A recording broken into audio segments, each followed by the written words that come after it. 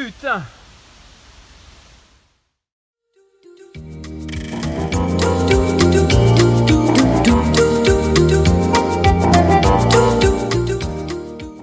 C'est les vacances, l'apocalypse approche et la rentrée s'annonce bien, mais alors bien merdique. Bonjour à tous et bienvenue dans Chronique Post-Apocalyptique. C'est l'été, l'époque où trouver un emplacement idéal sur une plage bondée de monde devient le sport national, la saison où on se fait bouffer par les moustiques, c'est elle aussi où tous les cons et autres emmerdeurs avec leur musique de merde sont de sortie. C'est aussi la saison où certains n'auront pas la chance de partir à l'aventure, mais soyez rassurés, j'ai de quoi vous changer les idées. C'est l'été, il fait beau, pourquoi ne pas en profiter pour lire un bon bouquin, peinard, les doigts de pied en éventail. Mais quel type de livre lire? Quel genre? Du post-apo, bien évidemment.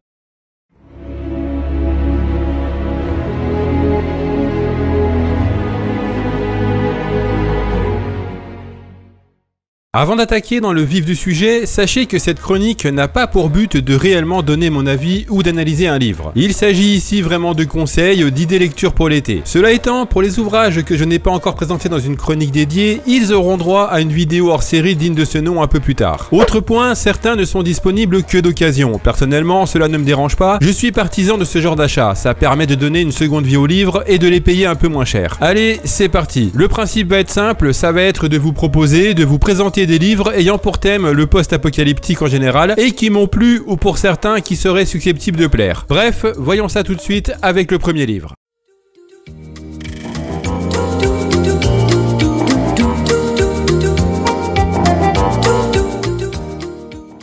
Là où tout commença de Alex Sperry. Un bouquin, ma foi, prenant. Pour son premier livre, l'auteur a vraiment fait très fort. Le monde va mal, il y a la guerre en Ukraine, un nouveau variant de la Covid, les réserves de pétrole sont au plus bas. Dès les premières pages, c'est la merde et on sent qu'on va aimer ça. Sentant que ça va se gâter, le héros, qui est un ancien militaire, décide de se préparer au pire. Il s'achète une arme, prend des cours de voile et organise les sacs à dos de sa femme et de sa fille. L'auteur a pris le parti de coller à la réalité et de se servir des derniers événements comme point de départ à son histoire. Ici, pas de zombies, pas de virus tueur, du bon post-apo à l'ancienne avec des personnages assez complexes, un monde vraiment réaliste, de la haine et de la violence gratuite et des comportements humains revenus à leur plus bas instinct. On a ici certes une histoire qui tient en haleine, on suit les aventures du héros qui luttera tout le long contre son passé, mais surtout on s'interrogera au fil des pages tant le réalisme est saisissant. Et si toute la société s'effondrait à cause d'une catastrophe, que ferions-nous vraiment? Je ne vais pas m'étendre plus que ça sur le sujet, je préfère largement vous laisser découvrir par vous-même. Si ce livre vous intéresse, rendez-vous dans la description où vous trouverez tous les liens pour l'acheter, lui et tous les autres. Sur ce, deuxième livre.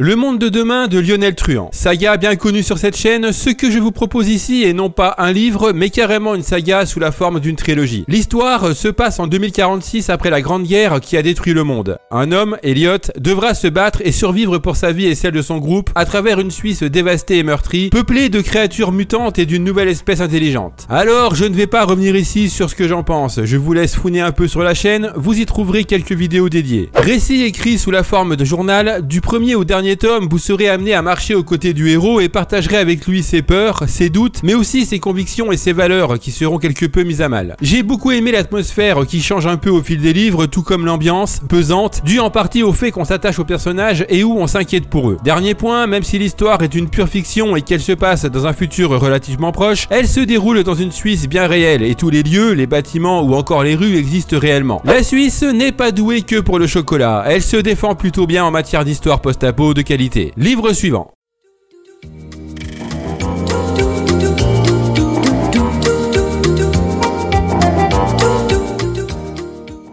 Bon, je sais, ça va faire un peu beaucoup pour l'été, mais rien ne vous empêche de lire le reste de l'année. Ce que je vous propose ici est non pas un livre, pas non plus une trilogie, mais une saga tout entière. Aqua TM, Exode, Semence, Alliance et 10 légendes des âges sombres, un recueil de 10 nouvelles sorties dernièrement, mais qui a largement sa place ici, le tout de Jean-Marc Ligny. Chaque livre se lit indépendamment des autres, mais il reste relié autour d'un même sujet, le besoin de constater l'avenir de la planète par les conséquences climatiques à venir. Les livres, les premiers du moins, sont d'une taille conséquente, mais rassurez-vous, ça se lit extrêmement bien. Que pourrais-je bien vous dire de plus sur cette saga? Que c'est sombre, pessimiste, et que c'est une invitation à nous questionner sur les raisons qui ont entraîné l'humanité sur le terrain d'un tel emballement climatique, lequel semble manifestement signer l'arrêt de mort de cette dernière. Partout sur Terre, le réchauffement climatique, maintes fois annoncé, est à l'œuvre, laissant les sociétés livrées à elles-mêmes dans une guerre de tous contre tous. Et si avec le premier opus on pourrait se dire que c'est tout de même pas mal, sachez qu'au fil des autres livres, on va de surprise en catastrophe, de mort en comportement humain particulièrement sauvage et inhumain. À l'heure où notre propre climat part vraiment en live, considérez cette saga comme un avertissement. Livre suivant.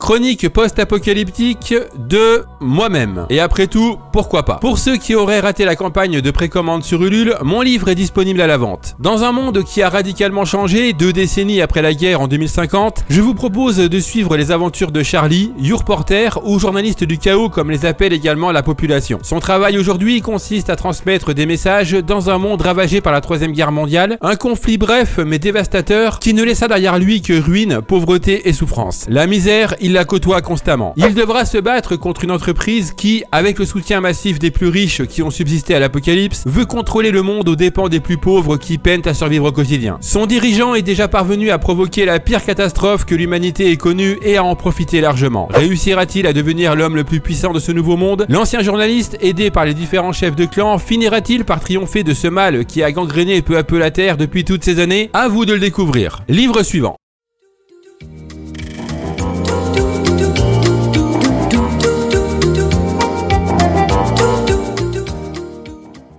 Les Sous-Vivants de Johan Elio fait partie des livres que je n'ai pas encore eu le temps de lire, mais qui me tentent particulièrement. L'humanité, devenue stérile, a presque disparu de la surface de la Terre. Dans un Paris en ruine, envahi par la forêt, de petites tribus survivent tant bien que mal. Le jour, leurs membres doivent affronter une chaleur étouffante, tandis que la nuit, d'étranges robots enlèvent les adultes et les emportent vers une mystérieuse destination. Du coup, comment naissent les enfants qui peuplent les tribus, personne ne le sait. Quand son père est à son tour capturé, Soria part à sa recherche avec son meilleur ami. Ensemble, ils découvriront un peuple caché dans les entrailles de la Terre, les purs et l'incroyable secret de leur origine. On a ici a priori quelques classiques du post-apo, un climat qui est parti en vrille, la nature humaine au meilleur de sa forme, des clans, le tout en France dans la ville de Paris. Du coup je me dis pourquoi pas, à voir. Si certains d'entre vous l'ont lu, n'hésitez pas à me dire ce que vous en avez pensé dans les commentaires, sans spolier bien évidemment. Dans le cas contraire, je me verrai contraint de supprimer votre message et de vous envoyer la brigade du spoil pour un châtiment dont vous vous souviendrez toute votre vie. Écoutez le même titre de Jul en boucle tout en regardant de la télé-réalité pendant un mois entier. Dernier livre.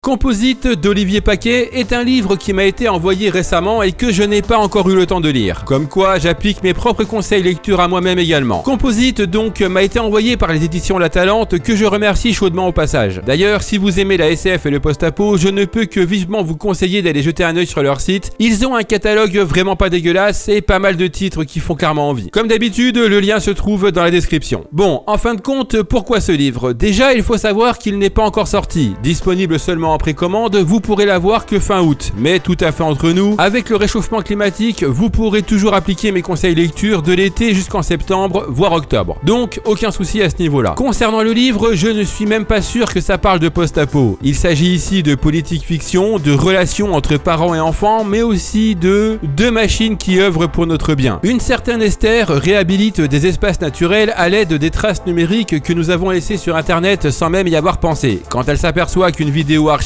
dans son téléphone, datant de son adolescence pendant le confinement du printemps 2020, a été modifiée. Elle comprend rapidement que des forces qui la dépassent manipulent nos souvenirs. Mais qui et pourquoi? L'idée centrale de Composite est simple, des intelligences artificielles volent des souvenirs enregistrés dans nos appareils et les échangent contre d'autres, considérés comme équivalents. Le contexte général, en plus du grippin qui veut prendre le pouvoir, n'a pas l'air en reste pour autant. Manifestations de personnes qui s'en prennent au gouvernement en place, messages de propagande sur les réseaux sociaux, montée de la violence, émergence d'un personnage qui a l'air puissant et mystérieux, tout cela fait clairement envie. Quoi qu'il arrive, on en reparlera bien plus longuement sur la chaîne, comme les autres livres que je viens de vous proposer et qui n'ont pas encore eu leur vidéo dédiée. Cette petite vidéo se termine. Des fois, comme ça fait du bien quand c'est court, mais néanmoins un peu plus joyeux. Titre. Oui. Faites-vous plaisir dans les commentaires, c'est là pour ça et YouTube aime bien. Que pensez-vous de cette petite liste? Y a-t-il des bouquins qui vous font plus envie que d'autres? Comme d'habitude, si vous avez passé un bon moment, n'hésitez pas à mettre un pouce bleu et à partager. N'hésitez pas également à me rejoindre sur les réseaux sociaux. Tous les liens sont disponibles dans la description. On se retrouve dès le mois prochain pour une nouvelle chronique. Et d'ici là, comme d'habitude, n'oubliez pas, de l'ordre naquit le chaos. Du chaos jaillit la renaissance. Ciao!